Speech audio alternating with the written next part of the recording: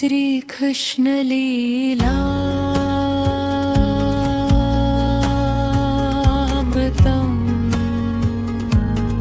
श्रीकृष्ण लीलामृतम्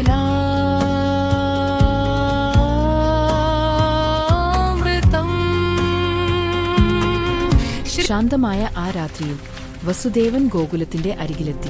മഴ ശമിച്ചിരുന്നു. പക്ഷേ ദൗത്യം ഇപ്പോഴും മുന്നിലുണ്ടായിരുന്നു. നന്ദഗോപന്റെ വീടു മുന്നിൽ എല്ലാവരും ഗാഠനിദ്രയിൽ. ആ നിശ്ശബ്ദതയിൽ ഒരു ദിവ്യദൗത്യം ആരംഭിച്ചു.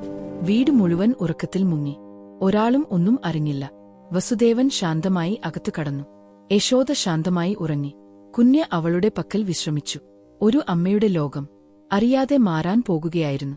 ആ നിമിഷം എത്തി. വസുദേവൻ കുഞ്ഞിനെ അവിടെ വെച്ചു. മറ്റൊരു കുഞ്ഞിനെ കൈകളിൽ എടുത്തു. വിധി നിശ്ശബ്ദമായി തന്റെ വഴി തീർത്തു. ദൗത്യം പൂർത്തിയായി. അദ്ദേഹം ശാന്തമായി പുറത്തേക്കിറങ്ങി. ആരും ഉണർന്നില്ല. ആരും ഒന്നും അറിഞ്ഞില്ല. ഗോകുലം പിന്നിലായി. വസുദേവൻ മടങ്ങി നടന്നു. ഒരു ദിവ്യചരിത്രം ആരംഭിച്ചു. ലോകം അത് അറിയാൻ കാത്തിരുന്നു.